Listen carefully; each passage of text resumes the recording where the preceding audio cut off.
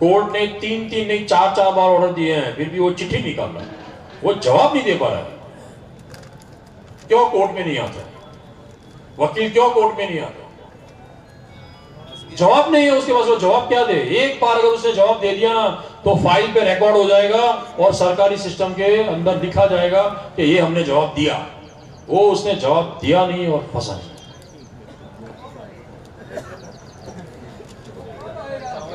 लड़ाई वही चल रही है भैया। तो आप मेरे को बताओ और क्या करें?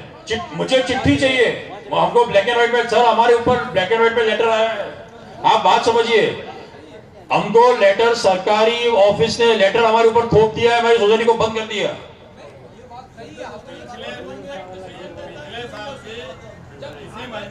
एक बंधु बोलो।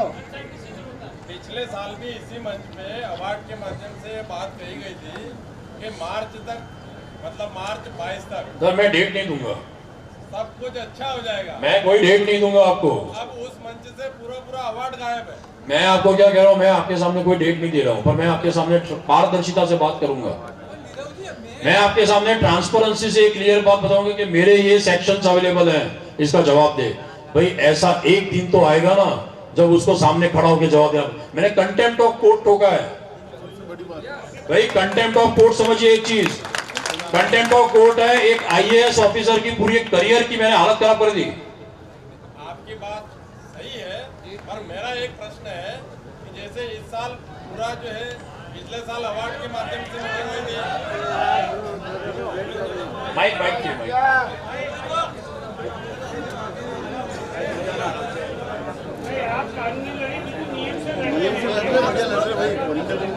आदरणीय नीरव जी कानूनी लड़ाई पूरी ताकत से और सही ढंग से लड़ रहे हैं, पर इसी मंच से पिछले वर्ष अवार्ड के माध्यम से ये बात कही गई थी कि आपका मार्च 2022 तक किसी भी कंडीशन में हल निकल जाएगा, पर ये अप्रैल आ गया है और उसके अलावा इस मंच से पूरा अवार्ड गायब है।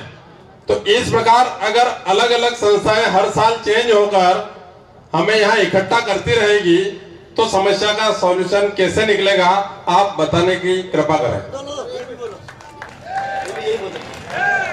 इसके साथ ही और इसी के साथ अवार्ड वालों ने मेरे को बताया है लेटर दिखा और मैंने मोबाइल पर रख रखा है इसको। उसने 16 मई तक का टाइम दिया कि 16 मई तक आपको पूरा पेमेंट मिल जाएगा।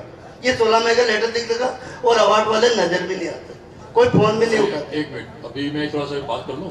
देखो सर, मैं अवार्ड नहीं, हम अवार्ड नहीं है, हम अवार्ड नहीं है सर, बहुत क्लियर है सर। आप एक मिनट, सभा की मर्यादा है कि जब एएमए के व्यक्ति बात कर रहे हैं तो उनका क्षेत्राधिकार, वो जो काम कर रहे हैं वही बता सकते हैं। इसलिए वो आपका कहना मैं भी उससे सहमत हूँ, क्योंकि हम उदयपुर से ही हैं और अवार्ड क्या कर रहा है, कब पैदा हुआ, क्या कर रहे हैं, हम रोज उनका खटखट कर रहे हैं। पर अभी प्लीज इस सभा को चलने दिया जाए और जैसा कि आप नीरव जी कर रहे हैं उसको आगे बढ़ाया जाए। नीरव जी, केवल एक प्रश्न है मेरा कि हम लिक्विडेटर जो है उन्होंने अपॉइंट कर रखा है और आपकी बात से आज पहली बार बहुत क्लियरिटी आ रही है सामने की क्या चीजें हैं वो समझने को मिल रहा है सबको, उसके लिए बहुत बहुत धन्यवाद। मैं एक चीज जानकारी चाहूंगा आपसे कि क्या हमने लिक्विडेटर पे एएमए के माध्यम से जो सेंट्रल रजिस्ट्रार ने ऑर्डर निकाला उस पे स्टे का हमने लिए मांगा है क्या कोर्ट से? हमने जो सबसे पहली पिटीशन डाली थी उसमें स्टे के लिए ही डाला था, हमको लिक्विडेटर नहीं चाहिए। तो उसकी क्या प्रोग्रेस हुई, एक तो आप ये बताएं। जवाब नहीं आया सर, उसमें हमने लिक्विडेटर के ऊपर स्टे डालने के लिए हमने 7 मुद्दों को रखा था कि लिक्विडेटर के ऊपर क्यों स्टे आना चाहिए, उसी के ऊपर ये जवाब नहीं आ रहा है।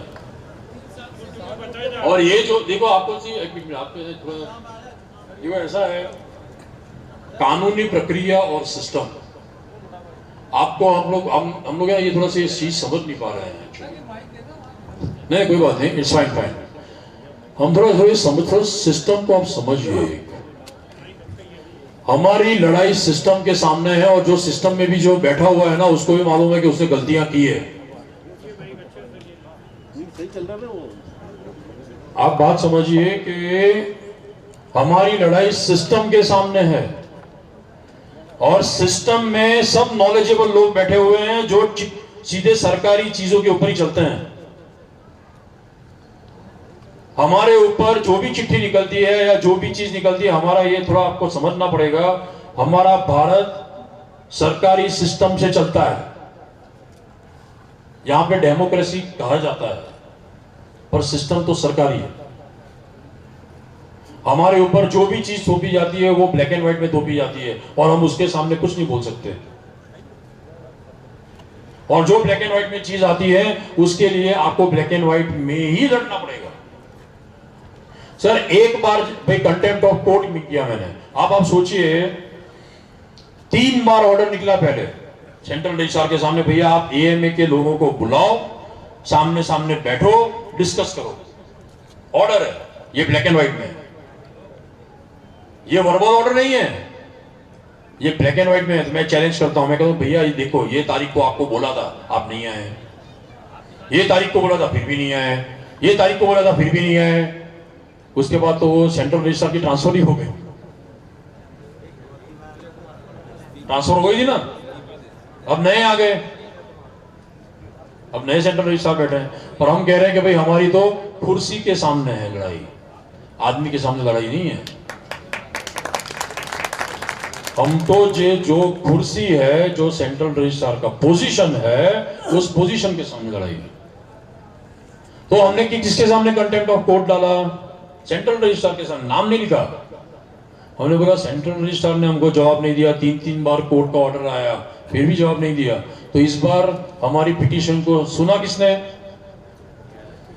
अब चीफ जस्टिस सुन रहा है। आप सोचिए, हम अब एक लेवल ऊपर जा चुके हैं। हर एक स्टेट में चीफ जस्टिस खाली एक ही होता है।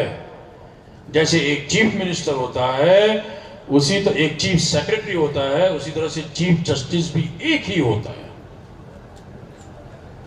और चीफ जस्टिस के पास बहुत लिमिटेड और पर्टिकुलर मैटर्स आते हैं, स्पेसिफिक मैटर्स आते हैं। तो ये एएमए की लड़ाई है और इस तरह से हम लोग लड़ रहे हैं। मुझे एक उम्मीद ये है कि इसमें 10 साल नहीं लगेंगे। क्यों नहीं लगेंगे? क्योंकि चीफ जस्टिस बैठा है। अगर चीफ जस्टिस नहीं होता और कोई ऑर्डिनरी जज बैठा होता तो मैं मान सकता था कि 10 साल लगते हैं। अब आप सोचिए कि ये मैटर चीफ जस्टिस तक पहुंच चुका है। तो ये सब ब्लैक एंड व्हाइट में है, पेपर पे है, रिकॉर्ड्स पे है। ये एक अकेला आदमी नहीं है, ये 900 लोगों ने मिलकर बनाई हुई एसोसिएशन ने ठोका है।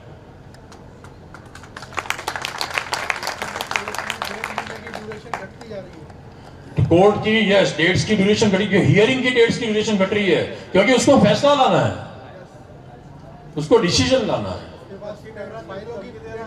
उसको डिसीजन जल्दी लेना है। क्योंकि आप हमारी पिटीशन अगर एक बार पढ़ेंगे ना, करीब 40 पन्ने की पिटीशन है, उसमें एक ऐसी छोटी छोटी चीजें डाली है ना कि वो पढ़ने वाला भी सोचेगा कि यार ये क्या डाला है, कि इसका जवाब दूं कैसे।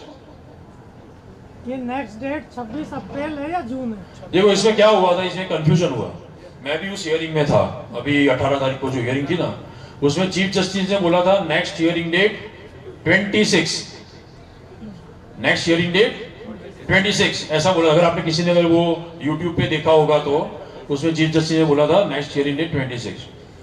अब पर जो डीड राइटर होता है उसने लग दिया 26 नहीं 20 और 6 अलग कर दिया। तो उसका कल एक निकल आएगा और मोस्ट प्रोबेबली एक्सपेक्टेड है कि परसों हमारी हियरिंग है। ठीक है,